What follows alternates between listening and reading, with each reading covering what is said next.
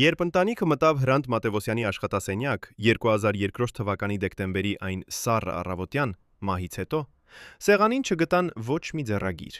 ոչ մի նոթատետր, ոչ մի անավարտ էջ։ Մարդը, որը 50 տարի գրել էր ամեն օր, առանց բացառության, հանկարծ թողել էր դատարկ սեղան։ Բայց ընտանիքի անդամները երդվում էին, 3 օր առաջ այստեղ կուտակված էին տասնյակ թղթապանակներ։ Դրանց մեջ էին անավարտ վեպը, անտիպ պատմվածքները, տասնամյակների օրագրերը, ամեն ինչ, որ կարող էր վերափոխել հայ գրականության պատմությունը, ամեն ինչ,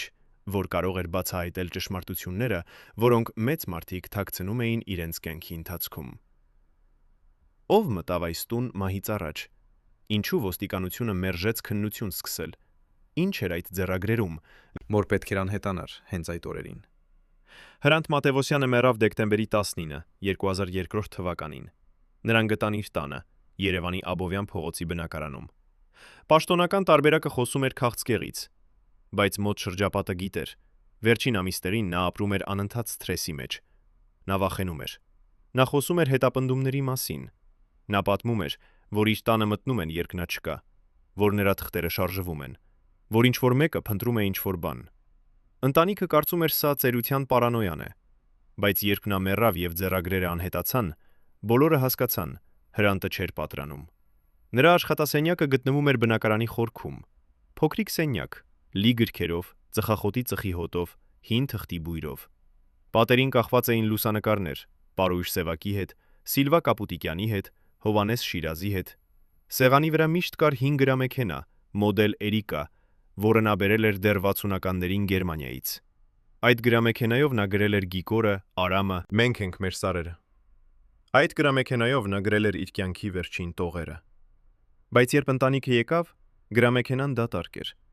Սեղանը մաքուր։ Դարակները կիսադատարկ։ Որդին Դավիթը հիշում է այդ օրը մանրամասնորեն։ Նա ասում է. երբ մտավ հոր սենյակ, անմիջապես զգաց, որ ինչ-որ բան սխալ է։ Օդը տարբեր էր։ Կարծես ինչ-որ մեկը նոր դուրս էր եկել։ Պատուհանը բաց էր, թեև դեկտեմբերն էր եւ սառն։ Հայրը երբեք չէր բացում պատուհանը աշխատելիս, նա սիրում էր տակակ, փակ տարածություն։ Սեղանի վրա կար միայն նիբաժակ սառած թեյ եւ մի ծխախոտի տուփ։ Ոչինչ ավելի։ Դավիթը սկսեց բացել դարակները։ Դրանք դատարկ էին։ Նա սկսեց փնտրել հոր նոթատետրերը, այն կապույտ նոթատետրերը, որոնցում նա գրում էր ամեն երեկո։ Դրանք չկային։ Ընտանիքը դիմեց ոստիկանություն, բայց պատասխանը եկավ արագ եւ սառը։ Չկա հանցագործություն, չկա ապացույց բռնության։ Հնարավոր է գրողը ինքը ոչնչացրել է իր ձեռագրերը։ Հնարավոր է նա տվել է ինչ-որ մեկին։ Հնարավոր է դրանք երբեք չեն էլ եղել։ Դավիթը պնդում էր. 3 օր առաջ նա տեսել է այդ թղթապանակները։ Նա նույնիսկ կարդացել էր մի քանի էջ նոր պատմվածքից, որը հայրը գրում էր Արցախի մասին։ Բայց ոստիկանությունը չէր հավատում, կամ չէր ուզում հավատալ։ Ով շահագրգռված էր այդ ձեռագրերի անհետացմամբ։ Ինչ էր դրանց մեջ, որ պետք էր անհետանար հենց այն օրերին, երբ Հայաստանը դեռ սգում էր իր մեծագույն գրողներից մեկին։ Ինչու ոստիկանությունը այդքան արագ փակեց գործը առանց իսկական քննության։ Արդյոք դա պարզ գողություն էր, թե ինչ-որ ավելի խորը եւ ավելի մութ բան։ Միայն 5 մարդ գիտեր, ինչ էր իրականում Հրանտ Մատևոսյանի վերջին ձեռագրերում։ Նրա որդին, Դավիթը, նրա երկարամյա խմբագիրը, նրա հին ընկերը, բանաստեղծ Գևորգ Էմինը, նրա բժիշկը, նրա վերջին այցելուն, անծանոթ մարդը, որին ոչ ոք չէր տեսել նախկինում։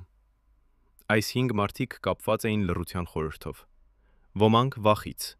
ոմանք փողի համար, ոմանք որովհետև գիտեին ճշմարտությունը կարող էր ավերել ամեն ինչ։ Բայց մեկը որոշեց խոսել։ 20 տարի անց մեկը պատրաստ է կոտրել լռությունը։ Նրա երկարամյա խմբագիրը եղել է Մատևոսյանի հետ 30 տարի։ Նրանք ծանոթացել էին դեռ 70-րդ թվականներին, երբ Հրանտը բերել էր Գիկորի ձեռագիրը հրատարակչություն։ Խմբագիրը հիշում է, ինչպես նստել էին ամբողջ գիշեր եւ կարդացել այդ տեքստը, որը փոխեց հայ գրականությունը։ Նրանք դարձան ընկերներ, ավելին, եղբայրներ։ Հրանտը վստահում էր նրան ավելի, քան ուրիշ ոչ մեկին։ Նա ցույց էր տալիս նրան իր ամենագաղտնի տեքստերը, դեռ անավարտ, դեռ չմտածված։ Խմբագիրը էր միակը, ով կարդացել էր Հրանտի օրագրերը։ Այդ օրագրերը սկսվում էին 1958 թվականից։ Երիտասարդ Հրանտը գրում էր ամեն օր՝ իր երազների, իր վախերի, իր սիրո մասին։ Նա գրում էր Խորհրդային Միության մասին, այն Խորհրդային Միության, որը պաշտոնապես չկար, բայց որը ապրում էր նրա ներսում։ Նա գրում էր Գրողների Միության մասին, այն կեղծիքների, այն դավադրությունների մասին, որոնք տեղի էին ունենում փակ դռների հետևում։ Նա գրում էր իշխանության մասին, ինչպես նրան առաջարկում էին գումար, որ նա գրի այն, ինչ պետք է, եւ ոչ թե այն, ինչ ուզում է։ Նա գրում էր մերժումների մասին, ինչպես նա ասում էր ոչ, եւ ինչպես դրա համար վճարում էր գնով։ Խմբագիրը հիշում է մի օրագրային գրառում, որը թվագրված էր 1988 թվականով։ Հրանտը գրել էր. «Այսօր ինձ այցելեց մի մարդ Մոսկվայից։ Նա ասաց, որ իմ վերջին պատմվածքը չի կարող տպագրվել, քանի որ այն քննադատում է համակարգը։ Նա առաջարկեց փող, որ ես փոխեմ ավարտը։ Ես մերժեցի։ Նա ասաց, որ ես կզղջամ։ Ես չեմ վախենում, բայց ես վախենում եմ իմ ընտանիքի համար»։ Այդ պատմվածքը երբեք չտպագրվեց։ Այն մնաց ձեռագրում, Հրանտի սեղանի դարակում։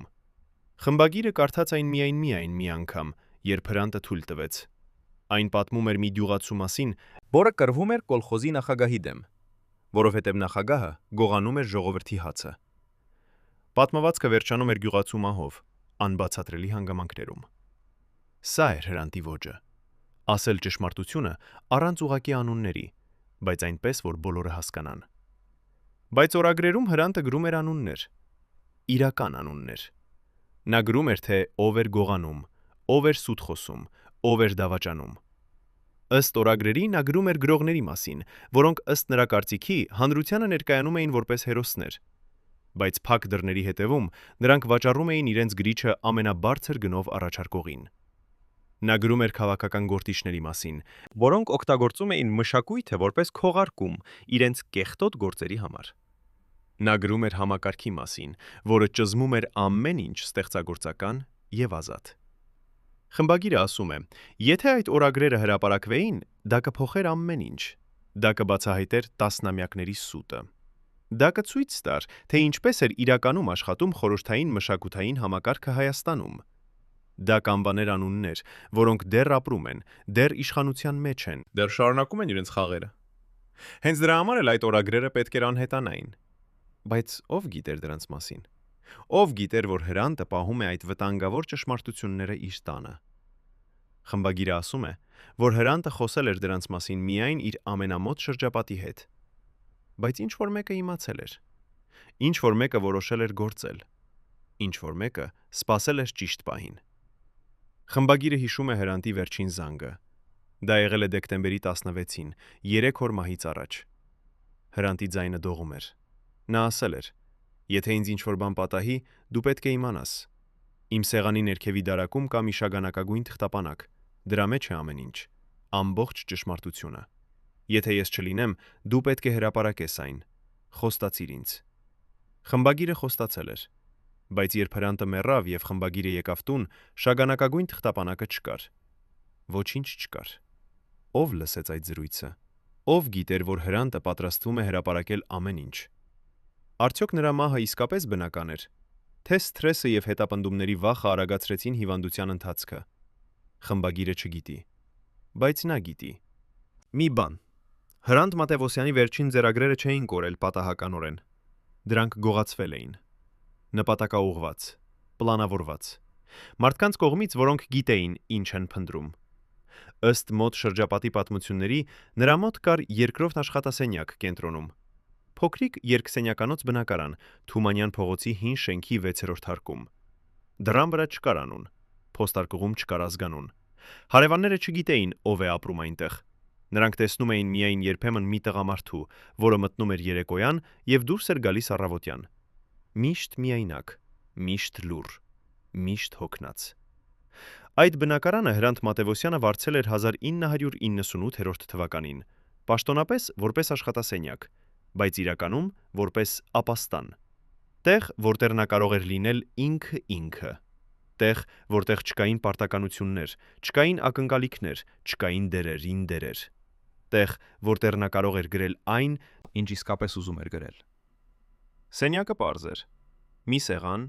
մի աթոռ, մի գրադարակ լի գրքերով։ Պատուհանից երևում էր օպերայի թատրոնը։ Հրանտը սիրում էր նստել պատուհանի մոտ եւ դիտել քաղաքը, երբ արևը մայր էր մտնում։ Նա սիրում էր այդ պահը, երբ օրը վերածվում էր գիշերի, երբ լույսերը վառվում էին մեկ առ մեկ, երբ քաղաքը փոխում էր իր դեմքը։ Այստեղ էր, որ նա գրել էր իր ամենաանկեղծ տեքստերը։ Այստեղ էր, որ նա պահում էր իր ամենագաղտնի ձեռագրերը։ Այստեղ էր, որ նա բերում էր մարդկանց, որոնց վստահում էր։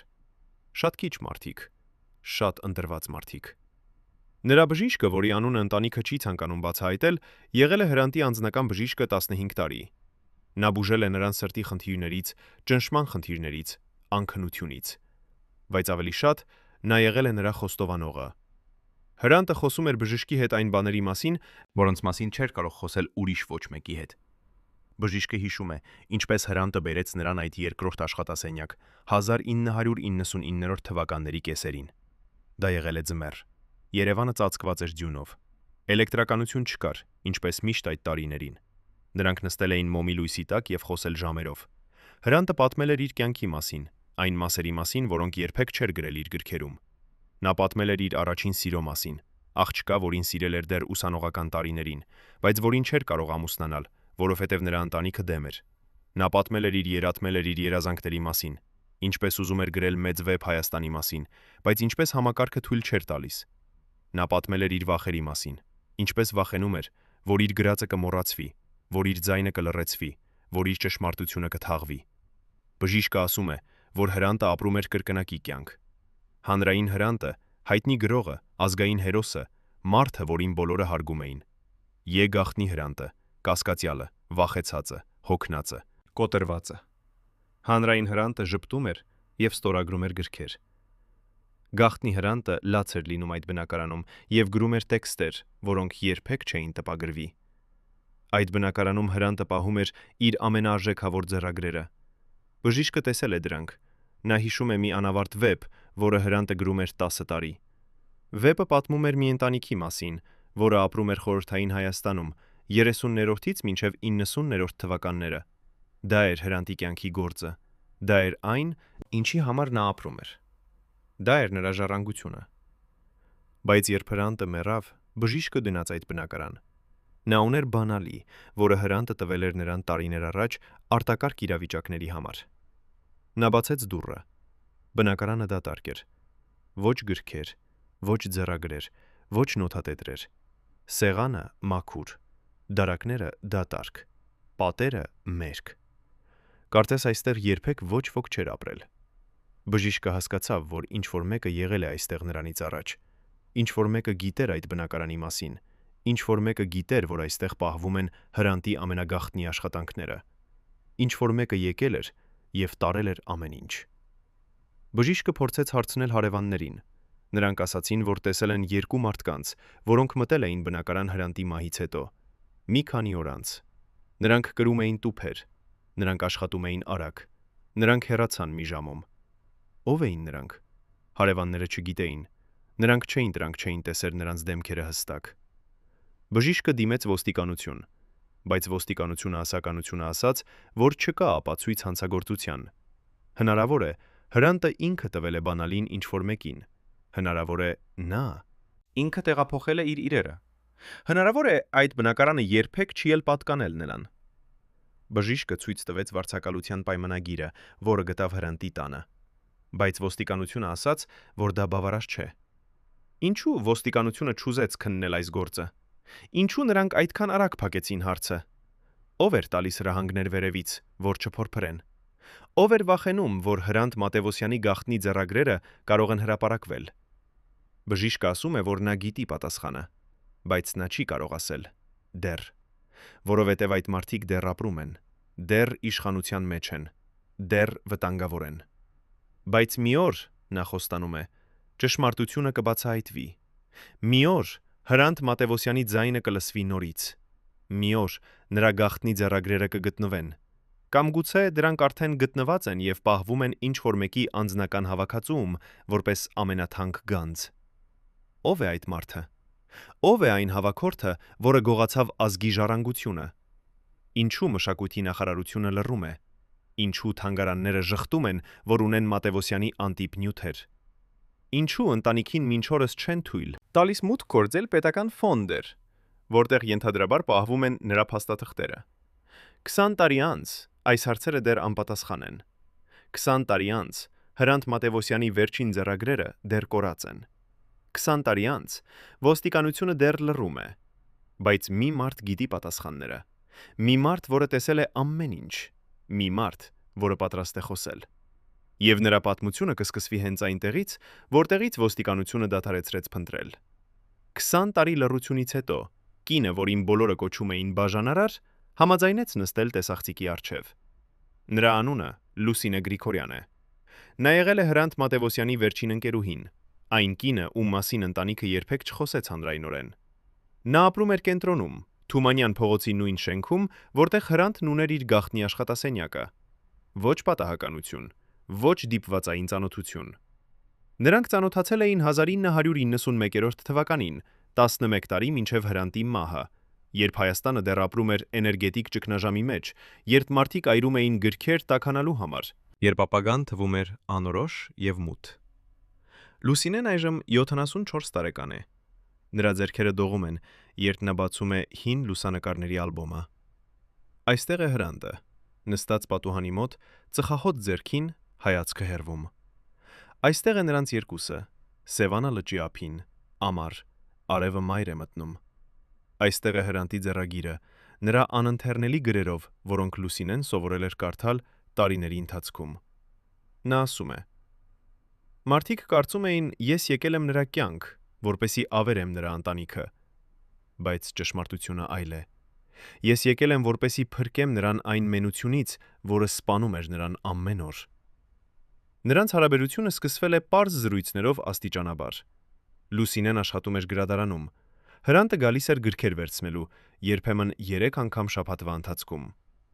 Նրանք սկսեցին խոսել գրականության մասին, ապա կյանքի մասին,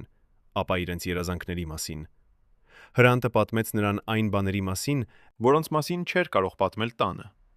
Նա պատմեց, ինչպես է զգում ինքը իբրև գերի իր սեփական հռչակի մեջ։ Ինչպես է ուզում գրել ազատ, առանց ցենզուրայի, առանց ակնկալիքների, առանց դերերի։ Լուսինեն ցույց է տալիս մի նամակ, որը Հրանտը գրել է նրան 1994 թվականին։ Նամակը սկսվում է այսպես. Իմ սիրելի Լուսին, ես գիտեմ, որ մեր հարաբերությունը դատապարտված է։ Ես գիտեմ, որ հասարակությունը երբեք չի ների ինձ,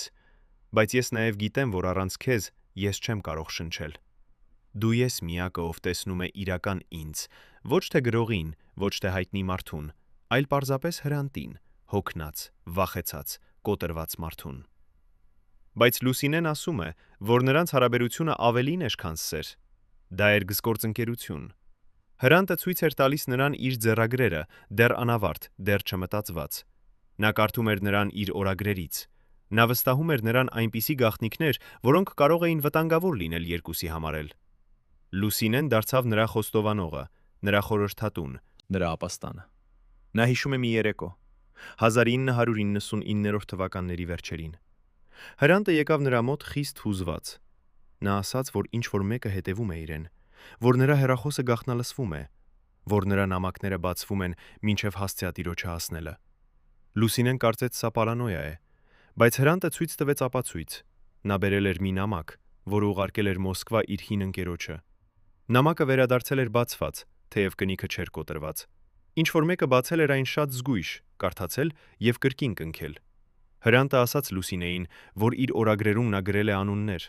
իրական անուններ, մարդկանց, ովքեր դեռ իշխանության մեջ են։ Մարդկանց, ովքեր չեն ուզում, որ իրենց անցյալը բացահայտվի։ Մարդկանց, ովքեր պատրաստ են ամեն ինչի, որպեսզի այդ օրագրերը երբեք չտեսնեն լույսը։ Նա ասաց, որ եթե իրեն ինչ-որ բան պատահի, Լուսինեն պետք է գիտի, որտեղ են պահված այդ օրագրերը։ Լուսինեն հիշում է, ինչպես Հրանտը տարավ նրան իր գաղտնի աշխատասենյակ, Թումանյան փողոցի բնակարան։ Նա ցույց տվեց նրան սեղանի ներքևի գաղտնի դարակը։ Այնտեղ պահվում էին 3 մեծ թղթապանակներ։ Առաջինում օրագրերը 1958-ից մինչև 2003 թվականը։ Երկրորդում անավարտ վեպը, որը նա գրում էր 15 տարի։ Երրորդում նամակներ, փաստաթղթեր, լուսանկարներ, որոնք ապացուցում էին այն, ինչ նա գրել էր օրագրերում։ Հրանտը ասաց Լուսինեին, որ միայն 3 մարդ գիտեն այդ գաղտնի դարակի մասին։ Նա ինքը, Լուսինեն եւ նրա խմբագիրը։ ոչ ոք ավելի, նույնիսկ ընտանիքը չգիտեր այդ բնակարանի մասին։ Հրանտը խնդրեց Լուսինեին, որ եթե իրեն ինչ-որ բան պատահի, նա պետք է գա եւ տանի այդ թղթապանակները։ Պետք է պահի դրանք անվտանգ տեղում։ Պետք է սպասի ճիշտ պահին, երբ կարելի կլինի հրապարակել դրանք առանց վտանգի։ Լուսինեն խոստացավ, բայց երբ Հրանտը մեռավ, նա չկարողացավ կատարել իր խոստումը, որովհետև ինչ-որ մեկը եղել էր այնտեղ նրանից առաջ։ Երբ նա եկավ բնակարան դեկտեմբերի 20-ին, մահվան հաջորդ օրը դուռը բաց էր։ Կողպեքը կոտրված էր։ Բնակարանը թալանված էր։ Սեղանի ներքևի գաղտնի դարակը բացված էր։ Թղթապանակները անհետացած։ Լուսինեն սկսեց գոչել։ Նա վազեց դեպի հարևանները։ Նրանք ասացին, որ տեսել են երկու մարդկանց, որոնք մտել էին բնակարան նախորդ երեկոյան։ Նրանք ունեին բանալի։ Նրանք չկոտրեցին դուռը, նրանք բացեցին այն։ Նրանք աշխատեցին արագ եւ լուռ։ Նրանք դուրս եկան մի ժամում, տուփեր ձեռքին։ Հարևանները կարծեցին, որ սրանք Հրանտի հարազատներն են, որոնք տեղափոխում են նրա իրերը, բայց Լուսինեն գիտեր, որ սրանք հարազատներ չէին, որովհետև ընտանիքը չգիտեր այդ բնակարանի մասին։ Ուրեմն ով էր տվել նրանց բանալին։ Ով էր ասել նրանց, որտեղ փնտրել։ Ով էր գիտել գաղտնի դարակի մասին։ Լուսինեն ասում է, որ միայն 3 մարդ գիտեին. Հրանտը, որը մեռած էր, նա ինքը, որը երդվում է, որ երբեք ոչ մեկին չի ասել, եւ խմբագիրը։ Արդյոք խմբագիրն էր դավաճանել Հրանտին։ Արդյոք նա էր ասել ինչ-որ մեկին, թե Հրանտը սուտ ասաց Լուսինեին եւ կար եւս մեկը, որին նա վստահել էր։ Լուսինեն փորձեց գտնել խմբագրին, բայց խմբագիր հրաժարվեց հանդիպել նրա հետ։ Նա ասաց հեռախոսով, որ չգիտի ոչինչ, որ երբեք չի եղել այդ բնակարանում, որ Լուսինեն պետք է մոռանա ամեն ինչ, եթե ուզում է ապահով մնալ։ Ապա նա անջատեց հեռախոսը եւ փոխեց իր համարը։ Լուսինեն դիմեց ոստիկանություն, բայց ոստիկանությունը հարցաքննեց նրան ոչ թե որպես վկայի, Այլ որպես գասկացյալի։ Նրանք հարցրին, ինչ հարաբերություն ուներ նա Հրանտի հետ։ ինչու նա գիտեր այդ բնակարանի մասին, ինչու նա ուներ բանալի, արդյոք նա ինքը գողացավ ձեռագրերը, արդյոք սա էր նրա վրեժ խնդրությունը, որովհետև Հրանտը չթողեց իր ընտանիքը նրա համար։ Լուսինեն լաց եղավ այդ հարցաքննության ժամանակ։ Նա ասաց ճշմարտությունը, բայց ոստիկանությունը չհավատաց նրան։ Նրանք ասացին, որ նա պետք է չհեռանա քաղաքից, որ քննությունը շարունակվում է։ Բայց քննությունը երբեք չշարունակվեց։ Մի շաբաթ անց նրանք կանչեցին եւ ասացին, որ գործը փակվել է, որ չկա ապացույց հանցագործության, որ Լուսինեն ազատ է։ Բայց Լուսինեն չէր զգում ինքը ազատ։ Նա սկսեց նկատել, որ նրան հետևում են։ Տղամարդիկ սև մեքենաներով կանգնում էին նրա տան դիմաց։ Նրա հեռախոսը տարօրինակ ձայներ էր հանում։ Նրա փոստարկղում հայտնվում էին նամակներ, որոնք նա չէր ուղարկել։ Նա վախեցավ։ Նա որոշեց լռել։ 20 տարի նա լռեց։ 20 տարի նա ապրեց այդ գաղտնիքի հետ։ 20 տարի նա սպասեց, երբ կարելի կլինի խոսել։ Եվ այժմ, երբ նա տեսնում է, որ այդ մարդիկ դեռ իշխանության մեջ Են դեռ ազդեցիկ են, դեռ վտանգավոր են, նա որոշեց կոտրել լռությունը, որովհետև նա պարտական է Հրանտի հիշատակին, որովհետև ճշմարտությունը պետք է բացահայտվի։ Բայց ով էին այդ երկու մարդիկ, որոնք մտան բնակարան եւ տարան Հրանտի ամենաթանկ ժառանգությունը։ Ով էր տվել նրանց բանալին եւ ասել, որտեղ փնտրել։ Ինչու ոստիկանությունը այդքան արագ փակեց գործը եւ սպառնաց Լուսինեին։ Արդյոք դա պարզ գողություն էր, թե պետական հանցագործություն։ Երբ ոստիկանությունը մտավ Հրանտ Մատևոսյանի ննջասենյակ մահվան օրը, նրանք գտան մի փոքրիկ ձայնագրող սարք, թաքնված բարձի տակ։ Հին կասետային ձայնագրիչ, մոդել Sony, որը Հրանտը գնել էր դեռ 80-ականներին Մոսկվայից։ Սարքի մեջ կար մի կասետ, վրան գրված էր «Չլսել» առանց կավիճների։ Ոստիկանները վերցրին այդ կասետը եւ տարան բաժին։ Բայց այդ կասետը երբեք չհասավ ապացույցների պահեստ։ Այն անհետացավ ճանապարհին։ Պաշտոնական տարբերակը կորավ։ Իրական տարբերակը ոչնչացվեց։ Բայց մի մարդ լսեց այդ կասետը, մինչև այն անհետանալը։ Երիտասարդ ոստիկան, անունը Արման Հովանիսյան, որը եղել է առաջին։ ով մտավ Հրանտի տուն այդ օրը։ Նա գտավ ձայնագրիչը եւ մինչև իր ավակ գնդապետը կգար, նա լսեց կասետի սկիզբը։ Միայն առաջին 5 րոպեն, բայց այդ 5 րոպեն բավական էր, որպեսզի նա հասկանա, ինչու այդ կասետը պետք է անհետանար։ Արմանը այժմ 58 տարեկան է։ Նա թոշակի է գնացել 10 տարի առաջ առողջական խնդիրների պատճառով։ Նա ապրում է Երևանի ծայրամասում, փոքրիկ բնակարանում, միայնակ։ Նա երկար ժամանակ հրաժարվում է խոսել այդ գործի մասին, բայց այժմ, երբ նա տեսնում է, որ Հրանտ Մատևոսյանի ժառանգությունը դեռ կորած է, նա պատրաստ է պատմել այն, ինչ լսեց այդ կասետում։ Նա ասում է, որ կասետը հսկսվում էր Հրանտի ձայնով, հոգնած ձայն, դողացող, վախեցած։ Հրանտը խոսում էր ինքն իր հետ։ Կոկարձես գրանցում էր իր վերջին խոստովանությունը։ Նա ասում էր. «Այսօր է դեկտեմբերի 15-ը, 2002 թվականը։ 4 օր անց ես կմեռնեմ։ Ես գիտեմ, որ ինձ քիչ ժամանակ է մնացել։ Ես զգում եմ, որ նրանք մոտենում են։ Ես պետք է ասեմ ճշմարտությունը, մինչև ուշ չէ»։ Ապա Հրանտը սկսեց պատմել մի պատմություն, որը Արմանը երբեք չէր լսել։ Պատմություն, որը բացատրում էր ամեն ինչ։ Հրանտը ասաց, որ 1999 թվականների սկզբին նրան մոտեցավ մի մարդ, բարձրաստիճան պաշտոնյա, մշակույթի նախարարությունից։ Այդ մարդը առաջարկեց Հրանտին գումար, շատ մեծ գումար, որպեսզի նա գրի մի գիրք։ Ոչ թե սովորական գիրք, այլ քաղաքական պատվեր։ Գիրք, որը կհիմնավորի որոշակի մարդկանց իշխանության գալը։ Գիրք, որը կներկայացնի նրանց որպես ազգային հերոսներ։ Հրանտը մերժեց։ Նա ասաց, որ իր գրիչը վաճառքի չէ, որ նա գրում է միայն ճշմարտությունը, այնպես, ինչպես ինքը տեսնում է այն։ Պաշտոնյան սպառնաց։ Նա ասաց, որ եթե Հրանտը չհամաձայնվի, նրա գրքերը չեն տպագրվի, որ նրա անունը կարգելվի, որ նրա ընտանիքը կտուժի։ Բայց Հրանտը չվախեցավ։ Նա ասաց. «Արեք ինչ ուզում եք»։ Եվ նրանք արեցին։ Հրանտի նոր պատմվածքները մերժվեցին հրատարակչություններից։ Նրա հոդվածները չհրապարակվեցին թերթերում։ Նրա հարցազրույցները չցուցադրվեցին հեռուստատեսությամբ։ Նա դարձավ անտեսանելի, թեև դեռ ապրում էր եւ գրում էր։ Համակարգը որոշեց պատժել նրան լռությամբ։ Բայց Հրանտը չդադարեցրեց գրելը։ Նա շարունակեց գրել իր օրագրերը, որտեղ նա գրանցում էր ամեն ինչ. անուններ, ամսաթվեր, վայրեր, գումարներ։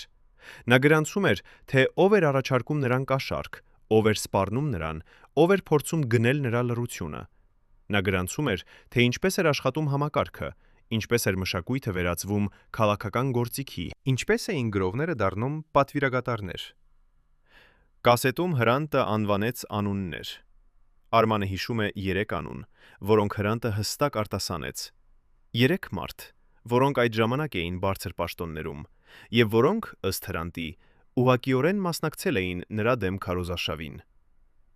Արմանը չի կարող ասել այդ անունները հանրայնորեն, որովհետև այդ մարդիկ դեռ ապրում են, դեռ ազդեցիկ են։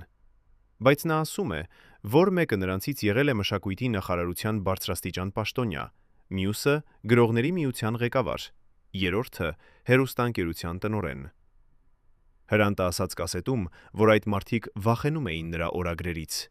որովհետև օրագրերում նա գրել էր ոչ միայն իր պատմությունը, այլև նրանց պատմությունը։ Նա գրել էր, թե ինչպես նրանք գողանում էին պետական գումարները, ինչպես բաժանում էին մշակութային դրամաշնորհները իրենց միջև, ինչպես օգտագործում էին իրենց դիրքերը անձնական հարստացման համար։ Նա գրել էր կոնկրետ ամսաթվեր, կոնկրետ գումարներ, կոնկրետ վայրեր, որտեղ տեղի էին ունեցել այդ գործարքները։ Արմանը հիշում է, ինչպես Հրանտի ձայնը կասետում դարձավ ավելի թույլ, երբ նա ասաց. «Նրանք գիտեն, որ ես ունեմ ապացույցներ։ Նրանք գիտեն, որ ես պահում եմ ամեն ինչ։ Նրանք ուզում են գտնել իմ օրագրերը, մինչև ես հրապարակեմ դրանք։ Նրանք մտնում են իմ տուն, երբ ես չկամ։ Նրանք փնտրում են, բայց նրանք չեն գտնի, որովհետև ես պահում եմ դրանք ապահով տեղում։ Տեղում, որտեղ նրանք երբեք չեն նայի»։ Ապա կասետում լսվեց դռան զարկ։ Հրանտի ձայնը դադարեց։ Լսվեց քայլերի ձայն, լսվեց դռան բացվելու ձայն, լսվեց օտար ձայն, տղամարդու ձայն, որը ասաց. «Բարև»։ Հրանտ Սամվելի։ Մենք պետք է խոսենք։ Ապա կասետը դադարեց։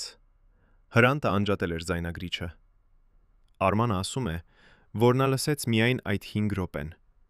Ապա եկավ նրա ավագ գնդապետը եւ վերցրեց կասետը։ Արմանը փորձեց հարցնել. «Ինչ կլինի այդ կասետի հետ»։ Գնդապետը ասաց. «Սա ապացույց է, սա կպահվի»։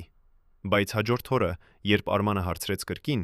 գնդապետը ասաց, որ կասետը կորել է, որ ինչ-որ մեկը վերցրել է այն ապացույցների պահեստից, որ քննություն է սկսվել, բայց քննությունը երբեք չավարտվեց։ Կասետը երբեք չգտնվեց։ Արմանը փորձեց խոսել իր վերադասների հետ։ Նա ասաց, որ այդ կասետը կարևոր է, որ այն կարող է բացատրել Հրանտի մահվան հանգամանքները,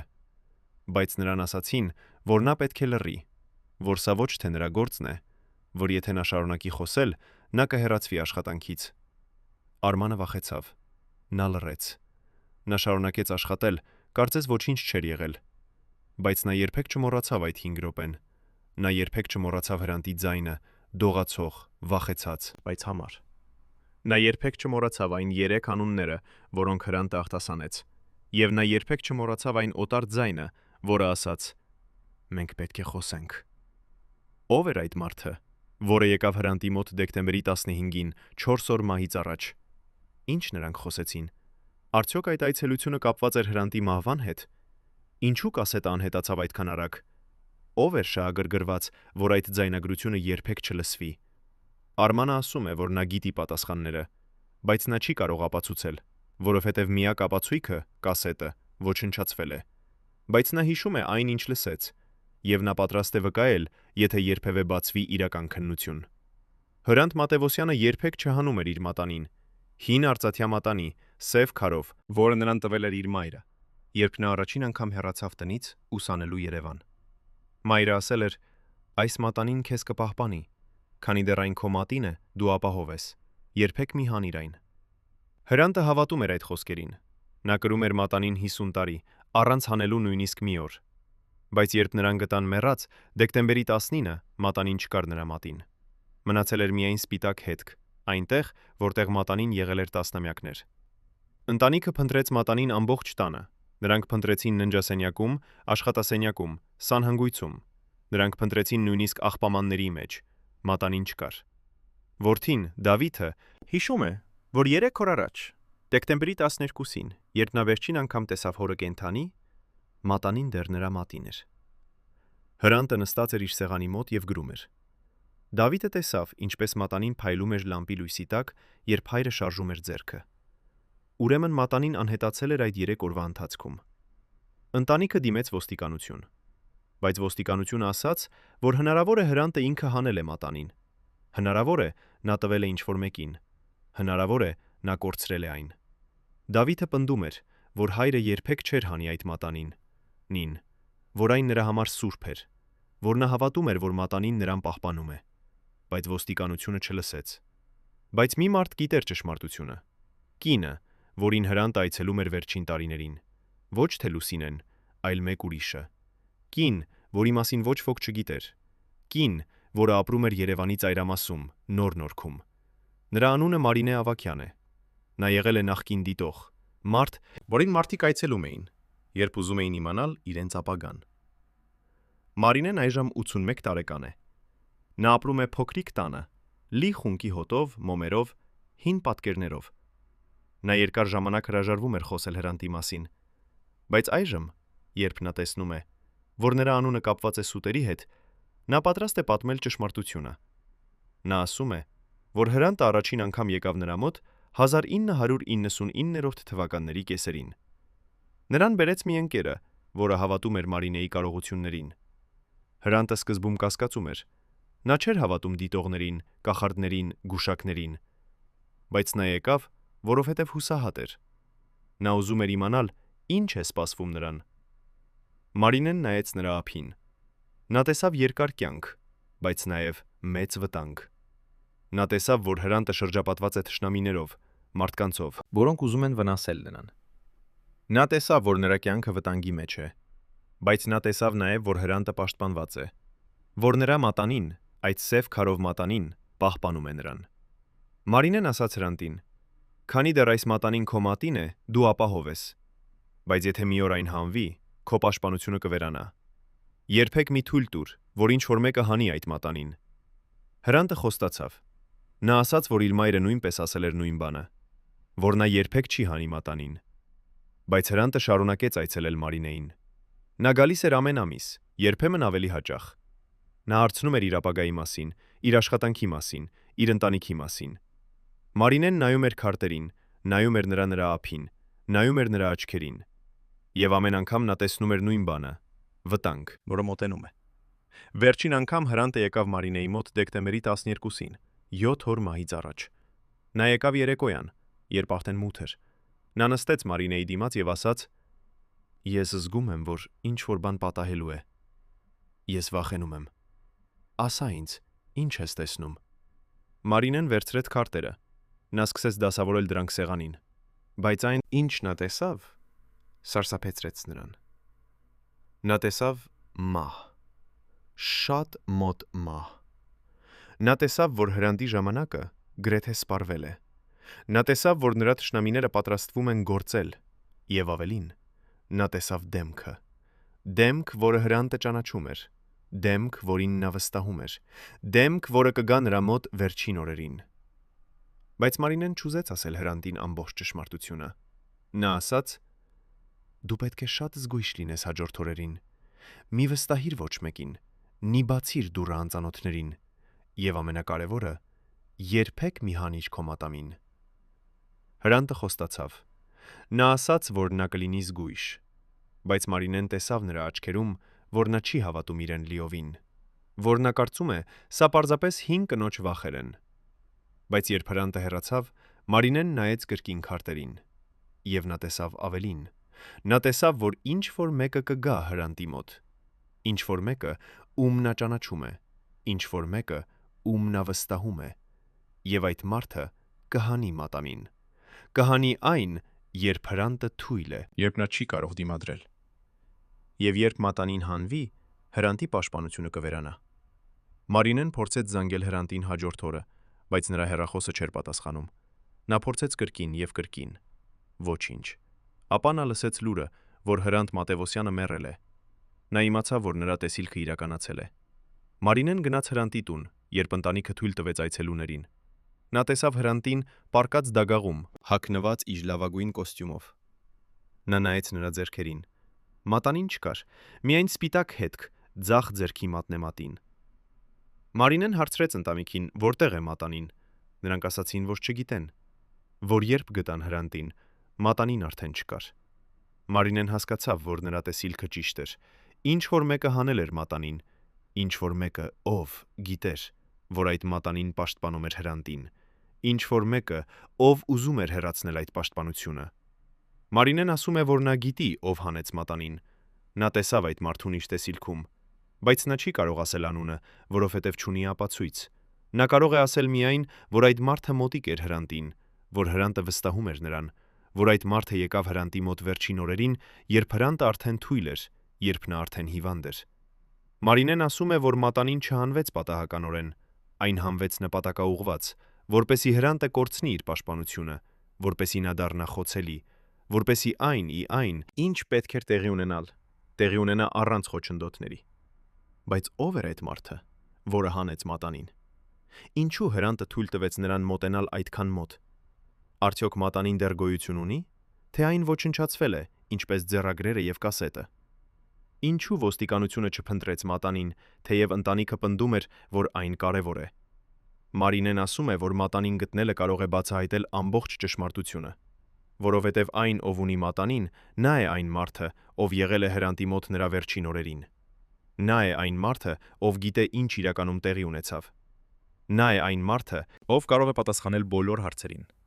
Բայց 20 տարի անց մատանին դեռ կորած է։ 20 տարի անց ոչ ոք չգիտե, ով հանեց այն Հրանտի մատից։ 20 տարի անց Մարինեի տեսիլքը մնում է միակ ակնարկը դեպի ճշմարտությունը։ Եվ այժմ, երբ բոլոր այդ վկաները խոսեցին, երբ բոլոր այդ գաղտնիքները բացահայտվեցին, մենք մոտենում ենք վերջին հարցին։ Հարցին, որը կապում է բոլոր այդ պատմությունները մեկ ամբողջության մեջ։ Եթե Լուսինեն ճիշտ է ասում, որ ինչ որ մեկը գողացավ օրագրերը մահից հետո, եթե Արմանը ճիշտ է ասում, որ կասետը ոչնչացվեց նպատակաուղված, եթե Մարինեն ճիշտ է ասում, որ մատանին հանվեց, որպիսի Հրանտը կորցնի իր պաշտպանությունը, ապա ով էր այն մարդը, որը կազմակերպեց այս ամենը։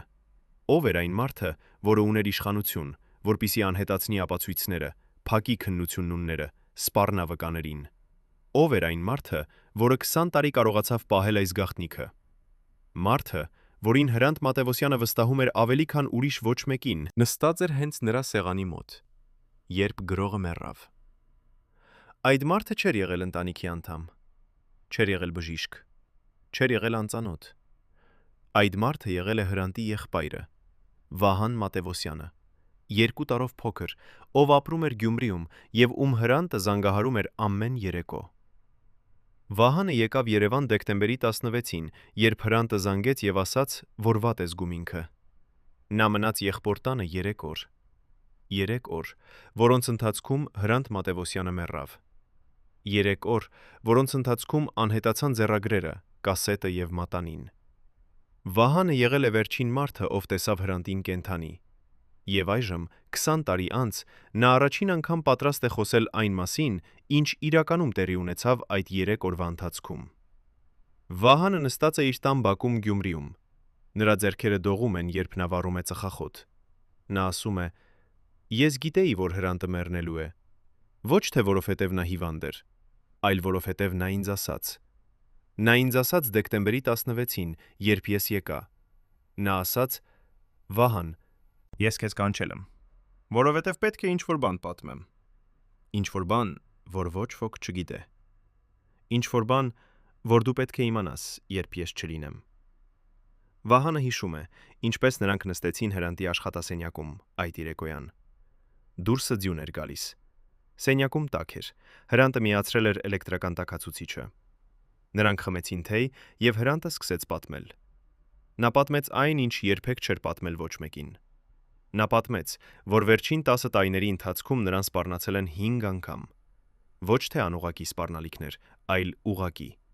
Մարդիկ, որոնք եկել են նրա տուն, զանգահարել են նրան գիշերվա մեջ, ուղարկել են նրան նամակներ, որտեղ գրված էր, որ եթե նա չլռի, նրա ընտանիքը կտուժի։ Հրանտը ասաց Վահանին, որ այդ սպառնալիքները կապված էին նրա օրագրերի հետ, որովհետև օրագրերում նա գրել էր անուններ։ Անուններ, մարդկանց, ովքեր այժմ իշխանության մեջ էին, մարդկանց, ովքեր խորհրդային ժամանակներում գողացել էին, սուտ խոսել էին, Դավաճանել էին։ մարդկանց, ովքեր այժմ ներկայանում էին որպես ազգային հերոսներ, բայց իրականում եղել էին համակարգի ծառաներ։ Վահանը հարցրեց. «Ինչու Հրանտը չի հրապարակել այդ օրագրերը»։ Հրանտը պատասխանեց, որ նա վախենում է։ Ոչ թե իր համար, այլ իր ընտանիքի համար, որ այդ մարդիկ ունեն իշխանություն, որ նրանք կարող են վնասել նրա որդուն, նրա թոռներին, որ նա չի կարող ռիսկի դնել նրանց անվտանգությունը։ Բայց Հրանտը ասաց նաև, որ նա պատրաստել է ամեն ինչ, որ նա պահել է բոլոր ապացույցները,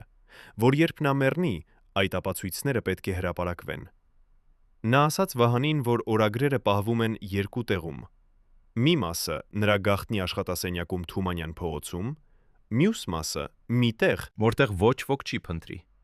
Նա ասաց, որ եթե իրեն ինչ-որ բան պատահի, Վահանը պետք է գնա եւ վերցնի այդ օրագրերը։ Պետք է տանի դրանք անվտանգ տեղ։ Պետք է սպասի ճիշտ պահին, երբ կարելի կլինի հրապարակել դրանք։ Վահանը խոստացավ։ Բայց նա հարցրեց.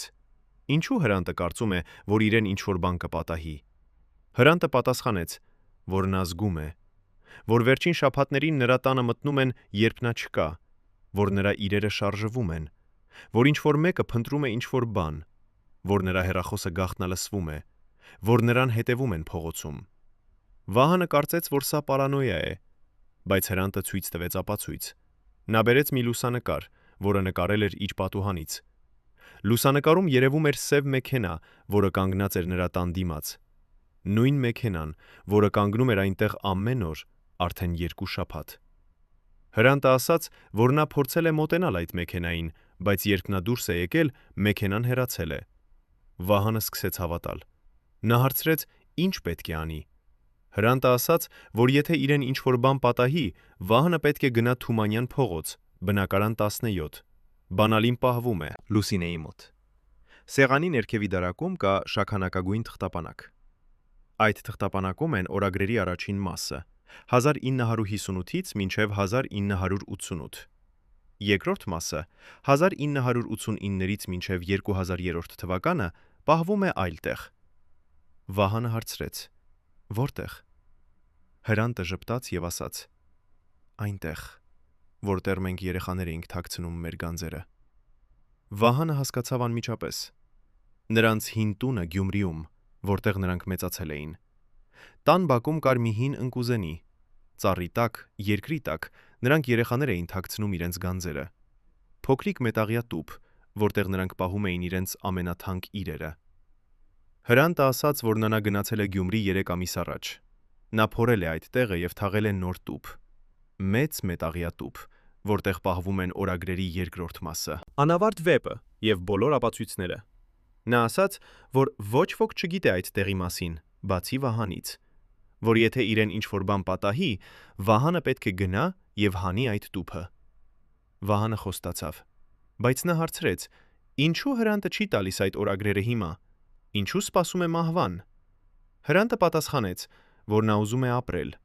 որ եթե նա հրապարակի այդ օրագրերը հիմա, նրան կսպանեն, որ նա գիտե, որ այդ մարդիկ կարող են ամեն ինչ, որ նա ուզում է տեսնել իր թոռներին մեծանալը, որ նա ուզում է ավարտել իր վերջին վեպը, որ նա ուզում է ապրել դեռ մի քանի տարի։ Բայց Հրանտը ասաց նաև, որ նա զգում է, որ ժամանակը սպառվում է, որ այդ մարդիկ մոտենում են, որ նրանք որոշել են գործել, որ հնարավոր է նա չունի այն ժամանակը, որը կարծում էր, որ ունի։ Վահանը մնաց Հրանտի տանը այդ գիշեր։ Նրանք խոսեցին մինչև առավոտ։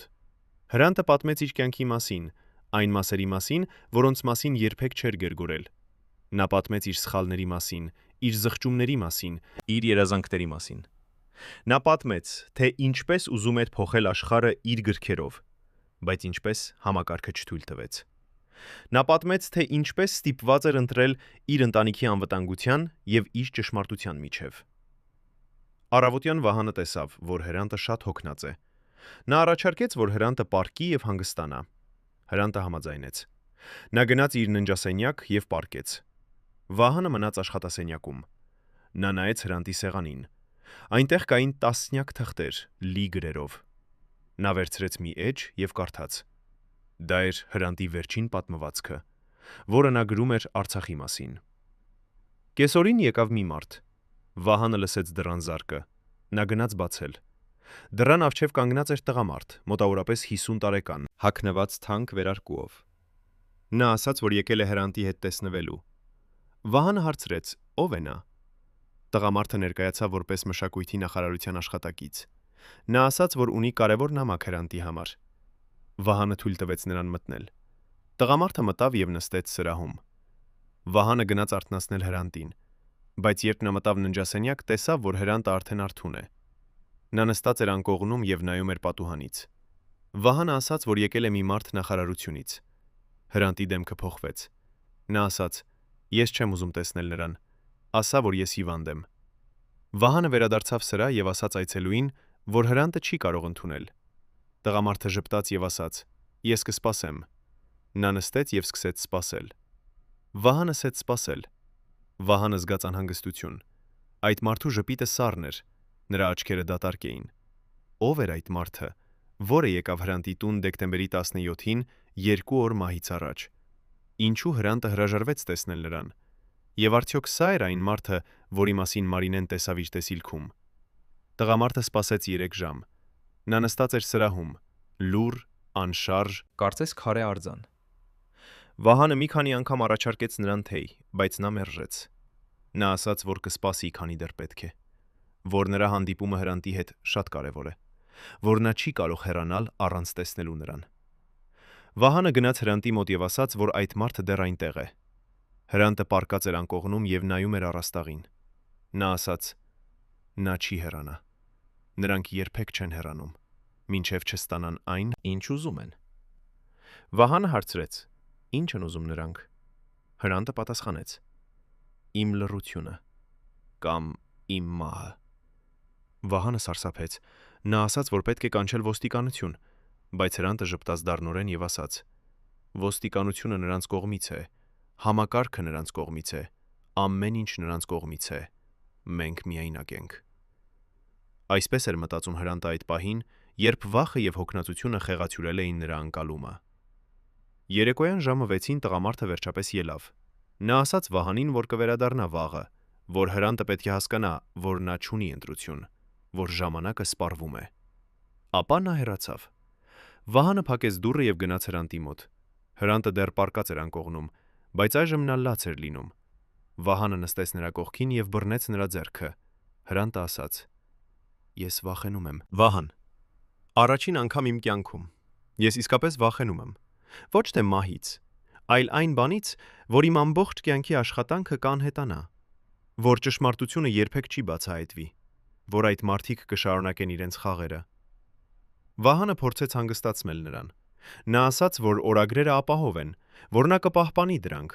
որ մի օր ճշմարտությունը կբացահայտվի։ Հրանտը նայեց նրան եւ ասաց. Խոստացիր ինձ։ Խոստացիր, որ դու կգտնես այդ օրագրերը եւ կհրապարակես դրանք, անկախ նրանից թե ինչ կլինի, անկախ նրանից թե ով կսպառնա քեզ։ Խոստացիր։ Վահանը խոստացավ։ Նա երդվեց իր եղբոր հիշատակի վրա, որ կպահպանի այդ օրագրերը եւ կհրապարակի դրանք, երբ ժամանակը գա։ Հրանտը ժպտաց եւ փակեց աչքերը։ Նա ասաց. Շնորհակալ եմ։ Այժմ ես կարող եմ հանգիստ մեռնել։ Բայց Վահանը չէր ուզում, որ Հրանտը մեռնի։ Նա ասաց, որ պետք է պայքարել, որ պետք է ապրել, որ պետք է տեսնել, ինչպես ճշմարտությունը հաղթում է։ Հրանտը բացեց աչքերը եւ նայեց Վահանին։ Նա ասաց. Ես արդեն պայքարել եմ 50 տարի։ Ես հոգնած եմ։ Թող այժմ ուրիշները պայքարեն։ Գիշերը Վահանը չքնեց։ Նա նստած էր Հրանտի սենյակում եւ պահպանում էր նրան։ Նա լսում էր ամեն ձայն, ամեն շարժում։ Նա վախենում էր, որ այդ տղամարդը կվերադառնա կամ որ կգան ուրիշներ։ Առավոտյան դեկտեմբերի 18-ին Հրանտը արթնացավ շատ վատ վիճակում։ Նա չէր կարող շնչել լավ։ Նրա դեմքը գունատ էր։ Վահան ուզում էր կանչել շտապօգնություն, բայց Հրանտը արգելեց։ Նա ասաց. Ոչ բժիշկներ, ոչ հիվանդանոց։ Ես ուզում եմ մեռնել տանը։ Վահանը լաց եղավ։ Նա աղաչեց Հրանտին թույլ տալ օգնել,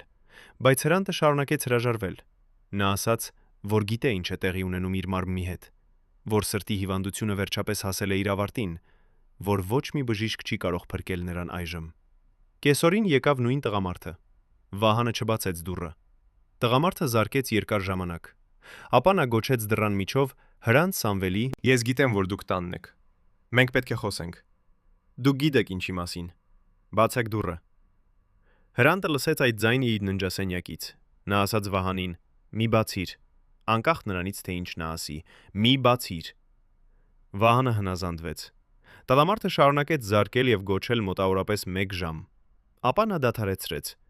Բայց Վահանը լսեց նրա ձայնը, որը ասաց դռան միջով. Դուք կզղջաք,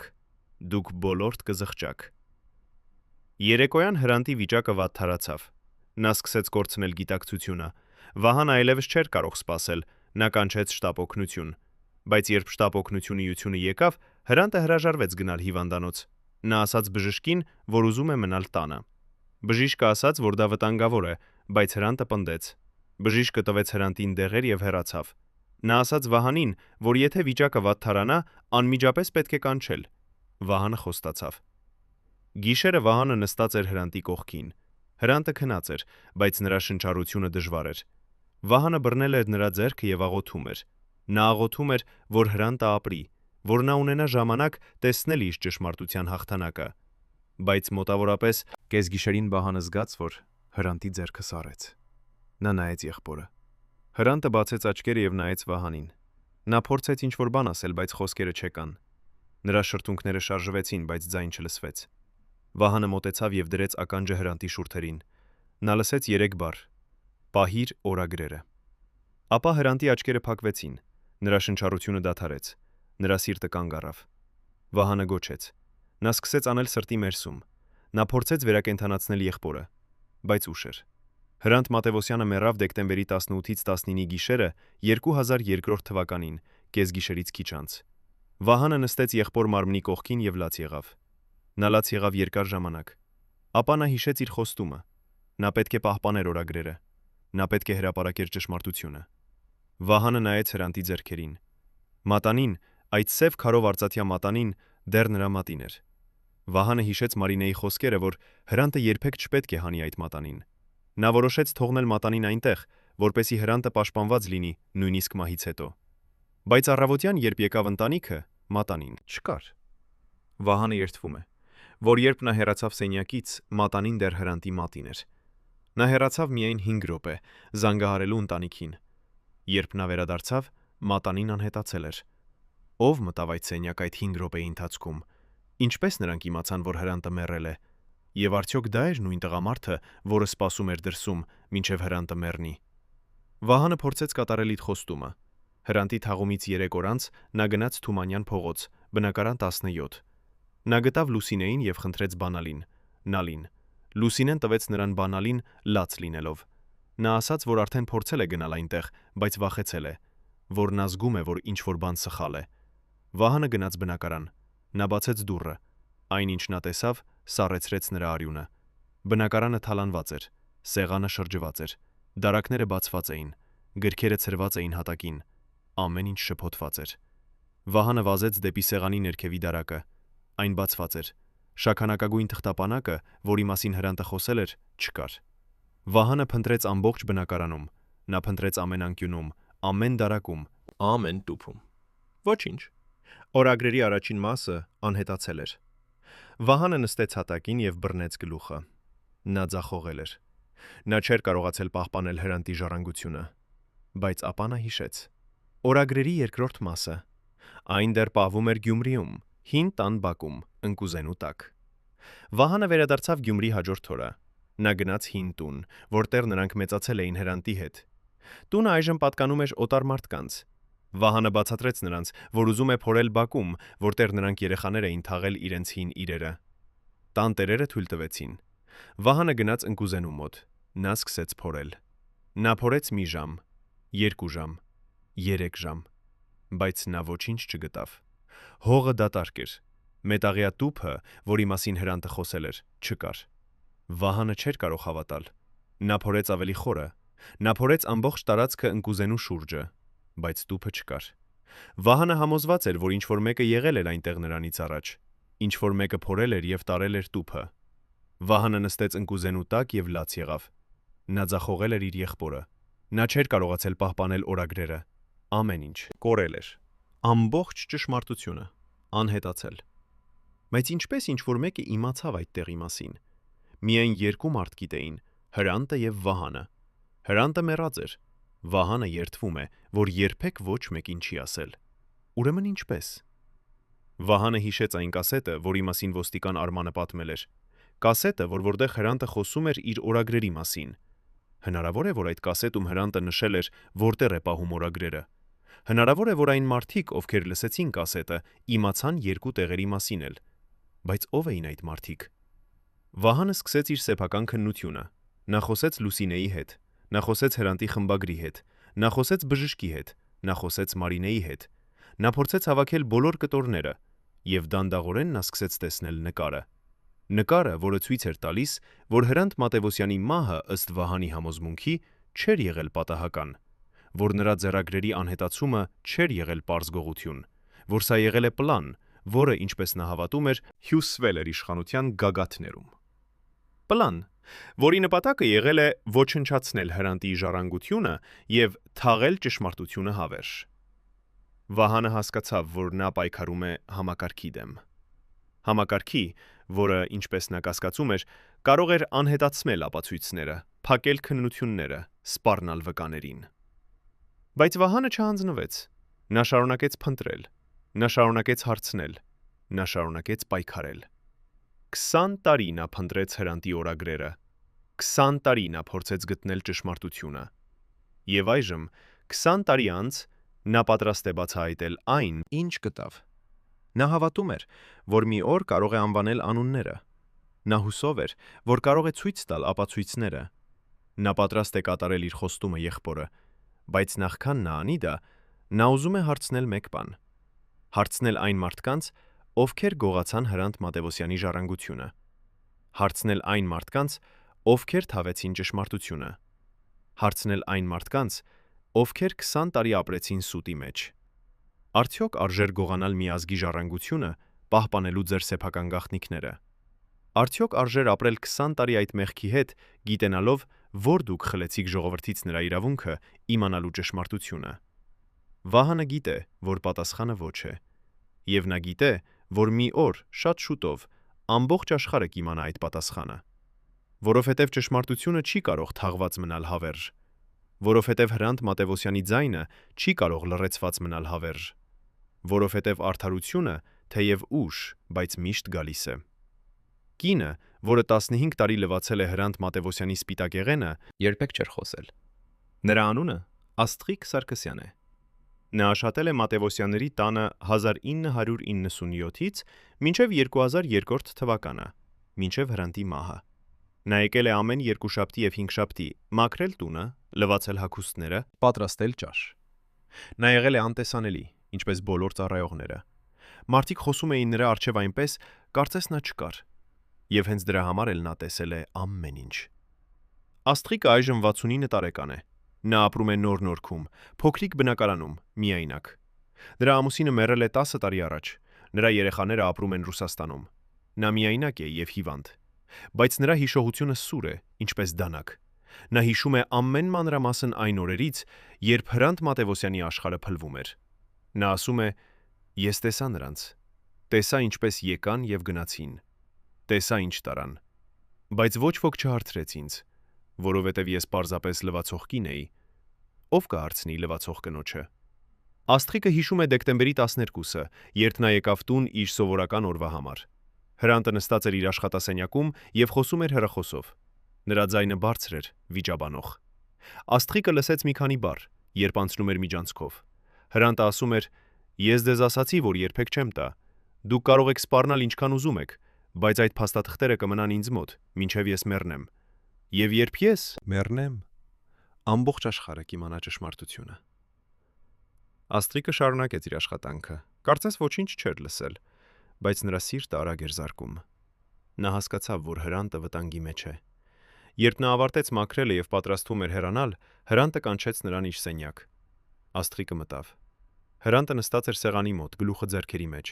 Նա նայեց նրան և ասաց. «Աստղիկ, դու լավ կին ես։ Դու 15 տարի ծառայել ես այս տանը։ Ես ուզում եմ քեզ ինչ-որ բան ասել։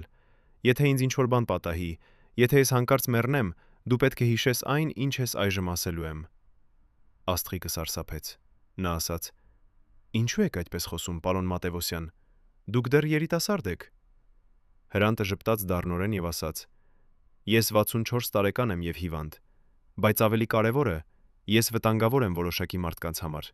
և այդ մարդիկ ուզում են, որ ես լռեմ»։ Ապա Հրանտը ասաց Աստղիկին, որ իր սեղանի ներքևի դարակում կա մի փոքրիկ սև նոթատետր։ Այդ նոթատետրում նա գրել է անուններ, մարդկանց, ովքեր փորձել են գնել նրան, սպառնացել նրան, ճնշել նրան։ Եթե նրան ինչ-որ բան պատահի, Աստղիկը պետք է վերցնի այդ նոթատետրը և տանի այն Վահանին, նրա եղբորը Գյումրիում։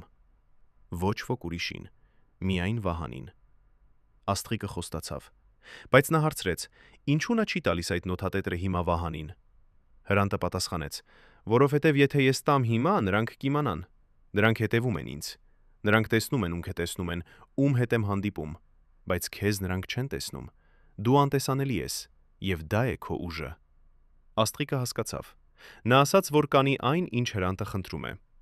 Հրանտը շնորհակալություն տվեց նրան և տվեց նրան լրացուցիչ գումար, ավելի շատ, քան սովորաբար։ Նա ասաց. «Սա քո հավատարմության համար է»։ Աստղիկը հեռացավ այդ օրը, մտածելով, որ Հրանտը պարզապես վախենում է, որ նա տեսնում է վտանգներ այնտեղ, որտեղ դրանք չկան։ Բայց երբ նա եկավ հաջորդ անգամ, դեկտեմբերի 16-ին, նա տեսավ, որ Հրանտի վախերը իրական էին։ Այդ օրը տանը կար օտար մարդ, տղամարդ, որին Աստղիկը երբեք չէր տեսել նախկինում։ Նա նստած էր սրահում և սպասում էր։ Վահանը, Հրանտի եղբայրը, ասաց Աստղիկին, որ այդ մարդը եկել է նախարարությունից և ուզում է տեսնել Հրանտին, բայց Հրանտը հրաժարվում է ընդունել նրան։ Աստղիկը սկսեց իր աշխատանքը։ Նա մաքրում էր սենյակները, բայց միաժամանակ դիտում էր այդ տղամարդուն։ Նա նկատեց, որ նա ոչ թե պարզապես սպասում էր, նա ուսումնասիրում էր տունը։ Նրա աչքերը շրջում էին ամեն անկյունում։ Նա նայում էր գրքերին, նկարներին, դռներին, կարծես նա հաշվարկում էր ինչ-որ բան։ Երեկոյան, երբ տղամարդը վերջապես հեռացավ, Աստղիկը մտավ Հրանտի աշխատասենյակ։ Հրանտը նստած էր պատուհանի մոտ և նայում էր դուրս։ Աստղիկը ասաց. «Պարոն Մատևոսյան, այդ մարդը վտանգավոր է»։ Ես տեսա նրա աչքերում։ Հրանտը շրջվեց և նայեց նրան։ Նա ասաց. «Ես գիտեմ, դրա համար էլ ես չբացեցի դուռը»։ Աստղիկը հարցրեց. «Արդյոք Հրանտը ուզում է, որ նա վերցնի այդ սև նոթատետրը հիմա»։ Հրանտը մտածեց և ասաց. «Ոչ, դեռ ոչ, բայց շուտով, շատ շուտով»։ Աստղիկը հեռացավ այդ երեկոյան անհանգիստ սրտով։ Նա զգում էր, որ ինչ-որ սարսափելի բան պատրաստվում է տեղի ունենալ։ Եվ նա ճիշտ էր։ Դեկտեմբերի 18-ին, երբ Աստղիկը եկավ տուն, տան մթնոլորտը փոխված էր։ Վահանը բացեց դուռը, աչքերը կարմիր։ Նա ասաց. «Հրանտը շատ վատ է։ Բժիշկը եկել է։ Նա ասել է, որ սիրտը թույլ է»։ Աստղիկը մտավ եւ տեսավ Հրանտին պառկած անկողնում։ Նրա դեմքը գունատ էր, նրա շնչառությունը դժվար էր,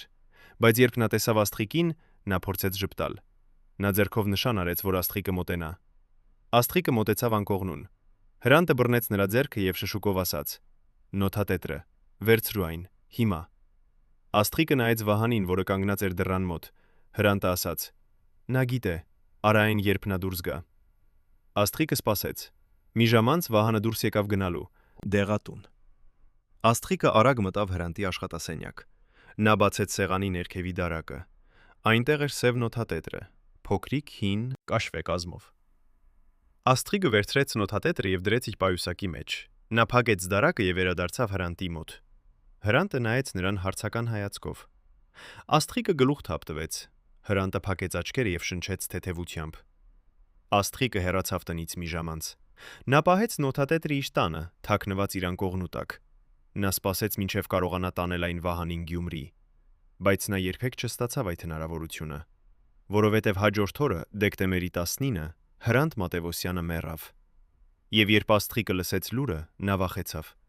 Նա վախեցավ, որ եթե նա տանի նոթատետրը Վահանին, այդ մարդիկ կիմանան, որ նրանք կգան նրա մոտ,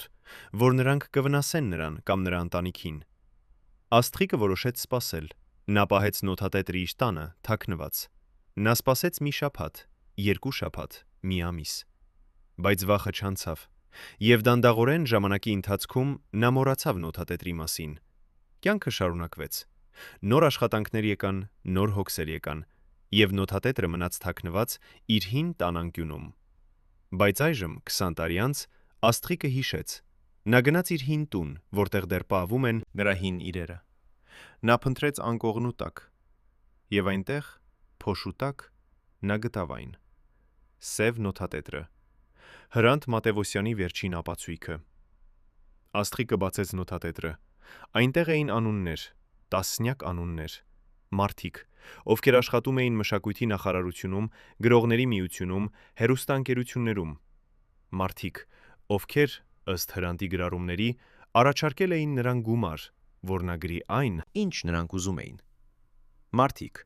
ովքեր սպառնացել էին նրան, երբ նա մերժեց։ Եվ ամենակարևորը, նոթատետրի վերջին էջում կար մի անուն, շրջանակված կարմիր մարկերով, անուն, որը Հրանտը գրել էր մեծատառերով, անուն, որի կողքին նա գրել էր վտան գավոր։ Նա է գլխավոր։ Աստղիկը չի կարող ասել այդ անունը հանրայնորեն, որովհետև այդ մարդը դեռ ապրում է, դեռ իշխանության մեջ է, դեռ ազդեցիկ է։ Բայց նա ասում է, որ այդ անունը կարող է բացատրել ամեն ինչ։ Կարող է բացատրել, ինչու Հրանտի ձեռագրերը անհետացան այդքան արագ, ինչու ոստիկանությունը փակեց քննությունը, ինչու վկաներին սպառնացին լռել։ Աստղիկը ասում է, որ նա պատրաստ է տալ այդ նոթատետրը իրավական մարմիններին, եթե նրանք երաշխավորեն նրա անվտանգությունը։ Նա պատրաստ է վկայել, եթե դա կօգնի բացահայտել ճշմարտությունը։ Նա պատրաստ է կատարել իր խոստումը Հրանտ Մատևոսյանին, թեև 20 տարի ուշացումով։ Բայց արդյոք կլինի իրական քննություն։ Արդյոք իշխանությունները կուզեն իմանալ ճշմարտությունը։ Արդյոք այդ անունը, որը գրված է կարմիր մարկերով, երբևէ կբացահայտվի։ Բժիշկը, որը ստորագրեց Հրանտ Մատևոսյանի մահվան վկայականը, երբեք չէր հանգստացել։ Նրա անունը Արամ Գևորգյան է։ Նա եղել է Հրանտի անձնական բժիշկը վերջին 3 տարիների ընթացքում։ Նա բուժել է նրան սրտի անբավարարությունից, բարձր ճնշումից, անքնությունից։ Նա գիտեր Հրանտի առողջական վիճակը ավելի լավ, քան ուրիշ ոք, եւ հենց դրա համար էլ նա գիտեր, որ Հրանտի մահը չէր եղել բնական։ Արամը այժմ 73 տարեկան է։ Նա թոշակի է գնացել 15 տարի առաջ։ Նա ապրում է Երևանում, իր որդու ընտանիքի հետ։ Նրա ձեռքերը դողում են, երբ նա վառում է ծխախոտ։ Նա ասում է. «Ես ստորագրեցի այդ վկայականը, որովհետև ինձ ասացին, ոչ թե խնդրեցին, ասացին, եւ ես վախեցա»։ Արամը հիշում է դեկտեմբերի 19-ը, երբ նրան կանչեցին Հրանտի տուն։ Զանգը եկավ առավոտյան ժամը 9։ Վահանի ձայնը դողում էր հեռախոսում։ Նա ասաց. «Արամ, եկեք արագ, Հրանտը մեռել է»։ Արամը վերցրեց իր պայուսակը եւ վազեց։ Նա հասավ տուն 20 րոպեում։ Վահանը բացեց դուռը, աչքերը կարմիր լացից։ Նա տարավ Արամամին ննջասենյակ։ Հրանտը պառկած էր անկողնում, աչքերը փակ, դեմքը խաղաղ։ Կարծես նա պարզապես քնած էր։ Արամը մոտեցավ եւ սկսեց զննել մարմինը։ Նա ստուգեց զարկերակը։ Ոչինչ։ Նա ստուգեց շնչառությունը։ Ոչինչ։ Հրանտ Մատևոսյանը մեռած էր։ Բայց երբ Արամը սկսեց ավելի մանրակրկիտ զննել մարմինը, նա նկատեց ինչ-որ բան տարօրինակ։ Հրանտի աչքերի սպիտակուցները ունեին փոքրիկ կարմիր կետեր, պետեխյալ արյունազեղումներ, որոնք սովորաբար երևում են խեղդամահության դեպքում։ Բայց Հրանտը չէր խեղդվել։ Նա մեռել էր իր անկողնում, միայնակ։ Ուրեմն ինչու այդ կետերը։ Արամը նաև նկատեց, որ Հրանտի բերանի անկյունում կար փոքրիկ փրփուր, սպիտակ փրփուր, որը չորացել էր։ Սա նույնպես տարօրինակ էր։ Սրտի անբավարարությունից մահվան դեպքում սովորաբար չի լինում այդպիսի փրփուր։ Արամը հարցրեց Վահանին, ինչ էր տեղի ունեցել։ Վահանը պատմեց, որ Հրանտը քնել է երեկոյան ժամը 11-ին։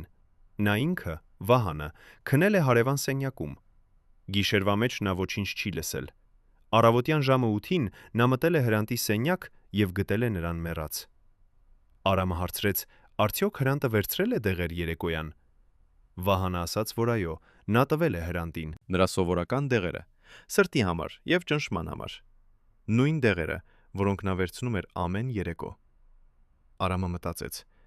ինչ որ բան սխալ էր, բայց նա չէր կարող հասկանալ ինչ։ Նա որոշեց վերցնել արյան նմուշ վերլուծության համար։ Բայց երբ նա պատրաստվում էր անել դա, դուռը բացվեց եւ մտավ երկու մարդ։ Նրանք ներկայացան որպես ոստիկանություն։ Նրանք ասացին, որ եկել են ֆիքսելու մահվան հանգամանքները։ Արամը բացատրեց նրանց, որ նա ուզում է վերցնել արյան նմուշ, բայց ոստիկանները ասացին, որ դա անհրաժեշտ չէ, որ պարզ է, որ մահը եղել է բնական, սրտի անբավարարությունից, որ Արամը պետք է ստորագրի մահվան վկայականը եւ ավարտի գործը։ Արամը փորձեց բացատրել, որ կան տարօրինակ նշաններ, որ պետք է անել ավելի մանրակրկիտ զննություն, բայց ոստիկանները պնդեցին։ Նրանցից մեկը, ավագ գնդապետը, տարավ Արամին կողք եւ ասաց շշուկով. «Բժիշկ Գևորգյան, դուք գիտեք ով էր Հրանտ Մատևոսյանը։ Նա ազգային հերոս էր։ Եթե դուք սկսեք խոսել կասկածելի մահվան մասին, սկանդալ կլինի, ընտանիքը կտուժի, նրա հիշատակը կպղծվի։ Արդյոք դուք ուզում եք դա»։ Արամը հասկացավ սպառնալիքը։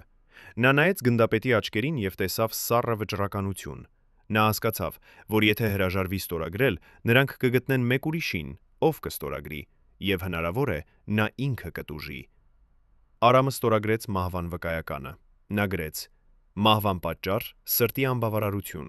բնական մահ»։ Նա ստորագրեց իր անունը եւ հեռացավ տնից, ամոթով եւ վախով։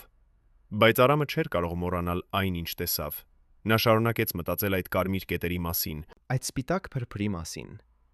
Նա սկսեց ուսումնասիրել բժշկական գրականությունը, եւ նա գտավ պատասխանը։ Այդ նշանները համապատասխանում էին որոշակի թույների ազդեցությանը։ Թույներ, որոնք առաջացնում են սրտի կանգ, բայց թողնում են նվազագույն հետքեր։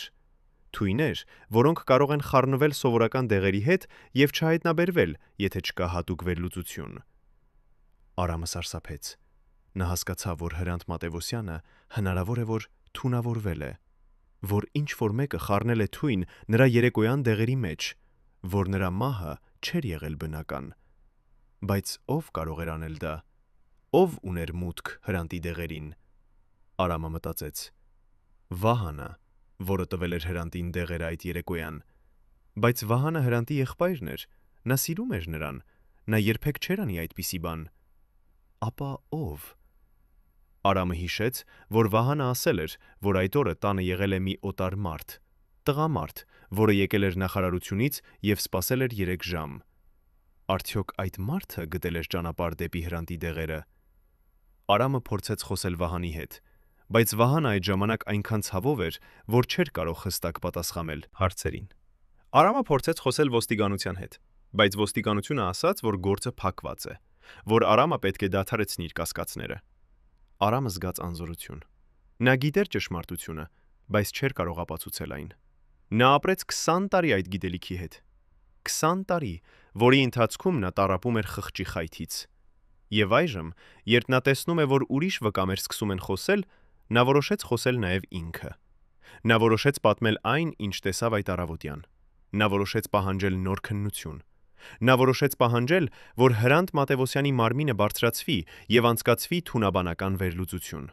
Բայց արդյոք իշխանությունները կհամաձայնվեն։ Արդյոք նրանք կուզեն բացել այդ գործը կրկին։ Արդյոք ճշմարտությունը, որը թաղված է 20 տարի, կարող է վերադառնալ լույս։ Փաստաթուղթը, որը կարող էր փոխել ամեն ինչ, պահվում էր մի տեղ, որտեղ ոչ ոք չէր փնտրել։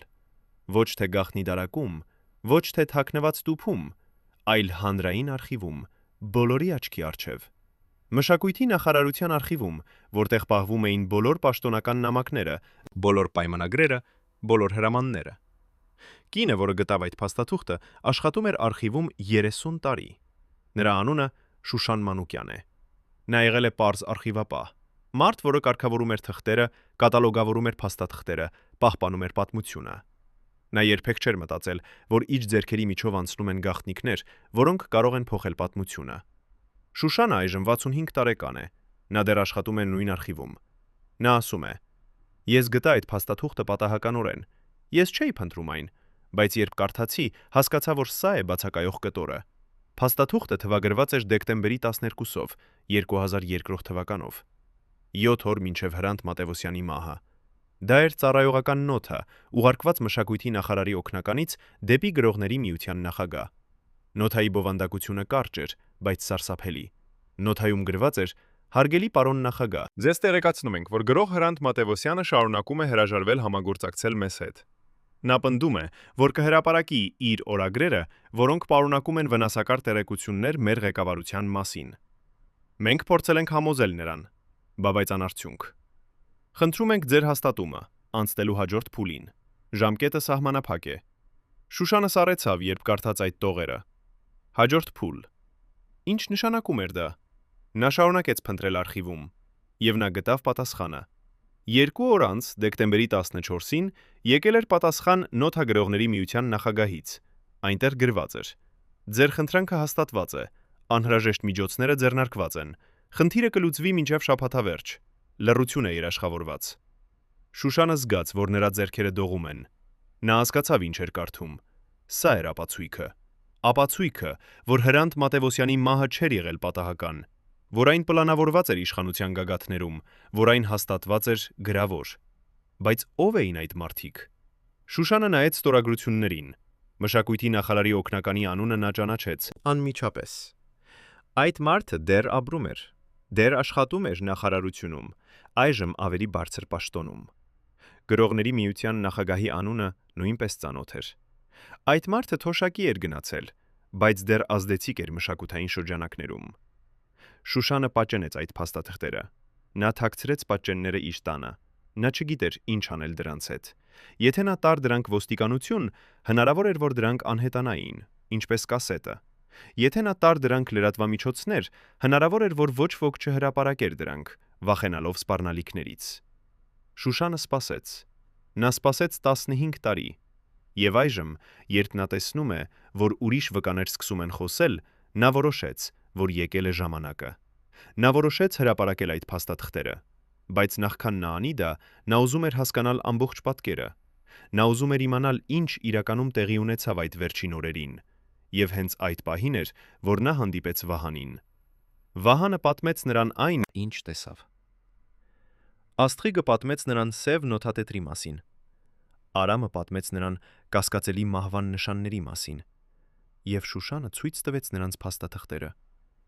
Նրանք նստեցին միասին եւ հավաքեցին բոլոր կտորները, եւ դանդաղորեն, ինչպես փազլի կտորները, պատկերը սկսեց ձևավորվել։ Հրանտ Մատևոսյանը սպառնում էր հրապարակել իր օրագրերը։ Օրագրերը պարունակում էին վնասակար տեղեկություններ բարձրաստիճան պաշտոնյաների մասին։ Այդ պաշտոնյաները որոշեցին գործել։ Նրանք ուղարկեցին մարդ, որը փորձեց համոզել Հրանտին լռել։ Երբ Հրանտը հրաժարվեց, նրանք անցան հաջորդ փուլին։ Այդ մարդը, որը եկավ Հրանտի տուն դեկտեմբերի 17-ին եւ սպասեց 3 ժամ, չէր եկել պարզապես խոսելու։ Նա եկել էր գործելու։ Երբ Վահանը հեռացավ սենյակից 5 րոպե, այդ մարդը մտավ Հրանտի ննջասենյակ։ Նա խառնեց թույն Հրանտի երեկոյան դեղերի մեջ։ Թույն, որը կառաջացներ սրտի կանգ, բայց կթողներ նվազագույն հետքեր։ Երեկոյան Վահանը տվեց Հրանտին այդ դեղերը, չգիտենալով, որ դրանք թունավորված են։ Հրանտը խմեց դեղերը և քնեց։ Գիշերվա մեջ թույնը սկսեց գործել։ Հրանտի սիրտը դանդաղեց։ Նրա Շնչառությունը դժվարացավ։ նա փորձեց գոչել, բայց ձայնը չեկավ։ Նա մեռավ միայնակ, իր անկողնում, գիտենալով, որ նրան սպանեցին։ Առավոտյան, երբ Վահանը գտավ նրան, մատանին դեռ նրա մատին էր։ Բայց երբ Վահանը հեռացավ զանգահարելու ընտանիքին, այդ մարդը վերադարձավ։ Նա մտավ սենյակ և հանեց մատանին, ոչ թե որպես հիշատակ, այլ որպես ապացույք, որ նա եղել է այնտեղ, որպես հաղթանակի նշան։ Ապա նա հեռացավ։ Նա գնաց Թումանյան փողոց և գողացավ օրագրերի առաջին մասը։ Նա գնաց Գյումրի և փորեց ընկուզենու տակ, վերցնելով օրագրերի երկրորդ մասը։ Նա վերցրեց կասետը ոստիկանությունից։ Նա ոչնչացրեց բոլոր ապացույցները, բայց նա չգիտեր սև նոթատետրի մասին։ Նա չգիտեր արխիվի փաստաթղթերի մասին։ Նա չգիտեր, որ վկաները կհիշեն, որ ճշմարտությունը չի կարող թաղված մնալ հավերժ։ Եվ այժմ, 20 տարի անց, բոլոր այդ վկաները միավորվել են։ Նրանք պատրաստ են խոսել։ Նրանք պատրաստ են ցույց տալ ապացույցները, նրանք պատրաստ են պահանջել արդարություն։ Բայց արդյոք համակարգը պատրաստ է լսել։ Արդյոք այն մարդիկ, ովքեր պատասխանատու են Հրանտ Մատևոսյանի մահվան համար, երբևէ կկանգնեն դատարանի առջև։ Արդյոք Հրանտի ձայնը, որը լռեցվեց 20 տարի առաջ, վերջապես կլսվի։ 2022 թվականին, 20 տարի Հրանտ Մատևոսյանի մահից հետո, նրա ընտանիքը դիմեց դատարան։ Նրանք պահանջեցին նոր քննություն։ Նրանք ներկայացրեցին վկաների ցուցմունքները, Աստղիկի սև նոթատետրը, Արամի բժշկական եզրակացությունները, Շուշանի արխիվային փաստաթղթերը։ Նրանք պահանջեցին, որ Հրանտի մարմինը բարձրացվի և անցկացվի թունաբանական վերլուծություն։ Դատարանը մերժեց։ Պաշտոնական պատճառը անբավարար ապացույցներ։ Իրական պատճառը այն մարդիկ, ովքեր անվանված էին փաստաթղթերում, դեռ ազդեցիկ էին, դեռ ունեին կապեր, դեռ կարող էին փակել դռները։ Բայց պատմությունը չավարտվեց այնտեղ։ Վկաները որոշեցին հրապարակել իրենց պատմությունները։ Աստղիկը տվեց սև նոթատետրը լրագրողներին։ Շուշանը հրապարակեց արխիվային փաստաթղթերը։ Արամը տվեց հարցազրույց, որտեղ խոսեց կասկածելի մահվան նշանների մասին։ Հասարակությունը ցնցվեց։ Մարդիկ սկսեցին հարցեր տալ. ինչու ոստիկանությունը չքննեց այս գործը։ Ինչու դատարանը մերժեց նոր քննությունը։ Ո՞վ են այն մարդիկ, ովքեր անվանված են փաստաթղթերում։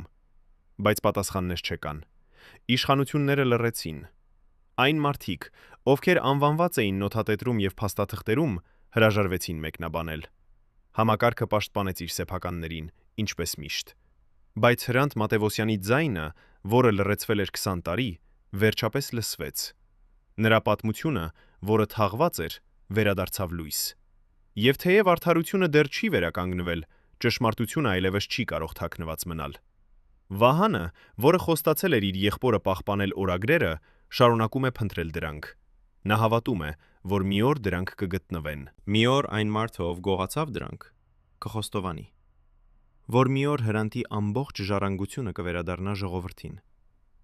Մինչև այդ օրը գալը, Հրանտ Մատևոսյանի անունը շարունակում է ապրել։ Նրա գրքերը շարունակում են կարդացվել։ Նրա ձայնը շարունակում է հնչել։ Եվ նրա պատմությունը, այս ողբերգական, սարսափելի, բայց ճշմարիտ պատմությունը շարունակում է հիշեցնել մեզ, որ ճշմարտությունը չի կարող թաղված մնալ հավերժ։ Արդյոք Հրանտ Մատևոսյանը զոհ էր համակարգի, որը չէր հանդուրժում ազատ ձայները, թե նա ինքը պատասխանատու էր իր ճակատագրի համար, որովհետև չուզեց լռել։ Արդյոք նրա մահը կարող էր խուսափելի լինել, եթե նա համաձայնվեր համագործակցել այն մարդկանց հետ, ովքեր պահանջում էին նրա լռությունը։ Ընկերներ, ձեր կարծիքն ի՞նչ է Հրանտ Մատևոսյանի մասին։ Արդյոք նա զոհ էր համակարգի, թե ինքը պատասխանատու էր իր ճակատագրի համար։ Գրեք ձեր կարծիքը մեկնաբանություններում։ Մեզ համար կարևոր է իմանալ, արդյոք նրան հիշում են ձեր քաղաքում։ Սեղմեք հավանել, եթե